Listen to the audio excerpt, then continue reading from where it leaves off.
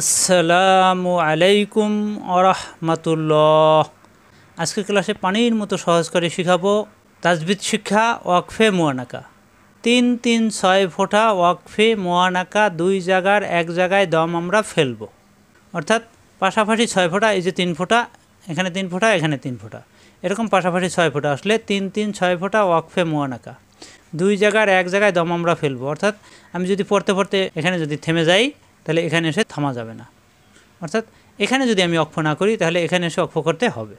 অর্থাৎ দুই জায়গার এক জায়গায় অক্ষ করা যাবে, এখানে 3 ফোঁটা, এখানে 3 ফোঁটা, 6 ফোঁটা আসলে। মিং কুল্লে আমরিন, এখানে অক্ষ করলে আম্র, আম মেলবে রয়ের সাথে, এখানে রয়ে মনে মনে সাকিন হয়ে যাবে। আম্র এখানে যদি অক্ষ করি তখন এখানে আবার অক্ষ করা যাবে না, এখান থেকে পরে অন্য হাতের সাথে মিলাতে হবে। যদি এখানে অক্ষ না করি আমরিন সালাম, তখন এখানে এসে অক্ষ করতে হবে। অর্থাৎ পাশাপাশি 6 ফোঁটা থাকলে এরকম 3 ফোঁটা 3 ফোঁটা 6 ফোঁটা আমরা যদি পাই তখন যে কোনো এক জায়গায় অক্ষ করতে হবে, দুই জায়গাতেই অক্ষ করা যাবে না। এখানে যদি অক্ষ করি আবার এখানেও অক্ষ করা যাবে না। এখানে দেখুন মিমজের মি মেলবে নুনের সাথে মিন, এই নুন সাকিনের পরে আসছে কাফ, এই কাফ ইকফার হরফ অনুসারের মতো গুণ হবে। মিং কাপ্পেশ কুমেলবে লামের সাথে কুল, লামে তার যে দুইবার কুল, পরের লামে জের লি, মিং কুল্লি, হামজা যাবার আমেলবে মিমের সাথে আম, রদিজে রিন, আমরিন, মিং কুল্লে আমরিন, এখানে আসছে অক্ষেতাম, এখানে অক্ষ করা যাবে।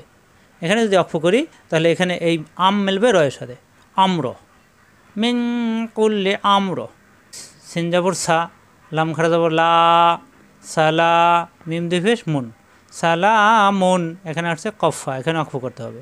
এখানে অক্ষ না করলে এখানে এসে অক্ষ করতে হবে, আর এখানে অক্ষ করলে এখানে অক্ষ করা যাবে না, তখন আবার এখান থেকে এদিকে মিলিয়ে পড়তে হবে। এখানে অক্ষ করলে তখন এই দুই জের তানবিনের পরে সিন আসছে, এখানে অনুসারের মতো গুণ্য করে তারপরে এখানে এসে 3 আলিফ টেনে অক্ষ করতে হবে। মিং ইকফা গুন্না, মিং কুল্লে আমরিং সালাম, এখানে অক্ষ করলে এই মাদের হরফের পরের হরফে অক্ষ হলে মাদের দিয়ে 3 আলিফ টান হয়ে যাবে। সালাম, মিং কুল্লে আম্র, এখানে অক্ষ করলাম, এখানে দেখুন 3 ফোঁটা আছে, এখানে 3 ফোঁটা আছে, এখানে অক্ষ করলাম, অক্ষ করলে তখন এখানে এসে আবার সালাম, অক্ষ করা যাবে না, তখন পড়তে হবে সালামুন হিয়া হাত্তা মাতলা আইল ফাজর, এখানে অক্ষ করলে তখন এখানে অক্ষ করা যাবে না, তখন এখান থেকে আবার মিলিয়ে পড়তে হবে। সালামুন হিয়া হাত্তা মাতলা আইল ফাজর, তখন এভাবে পড়তে হবে। অর্থাৎ পাশাপাশি 6 ফোঁটা, এরকম 3 ফোঁটা 3 ফোঁটা 6 ফোঁটা পাশাপাশি দেখলে তখন যে কোনো এক জায়গায় অক্ষ করতে হবে, দুই জায়গাতেই অক্ষ করা যাবে না। মিন কুল্লে আম্র, এখানে অক্ষ করলাম, সালামুন হিয়া হাত্তা মাতলা ইল ফাজর, তখন এখানে অক্ষ করা যাবে না, তখন মিলিয়ে পড়তে হবে। আর এখানে অক্ষ না করলে এখানে এসে অক্ষ করতে হবে। মিন কুল্লে আমরিং সালাম, তখন এখানে অক্ষ করলাম, এরপরে হিয়া হাত্তা মাতলা ইল ফাজর, এভাবে পড়তে হবে। এখানে দেখুন হামজা যাবর আমেল বিন নুনের সাথে আন, নুন সাকিনের পরে আসছে লাম, এই লামে তাসদিদ ধরে গুন্না ছাড়া মিলিয়ে পড়তে হবে। ঈদগামে বেলা গুন্না, এখানে তাসদিদ ধরতে হবে কিন্তু এখানে গুন্না হবে না, তখন এই নুন সাকিন পড়া যাবে না, তখন এই লাম পড়তে হবে, কারণ লামের উপরে তাসদিদ দিলে সাকিন তাসদিদ পাশাপাশি চলে আসলে সাকিন পড়া যাবে না, তাসদিদ পড়তে হবে, তাসদিদের পাওয়ার বেশি।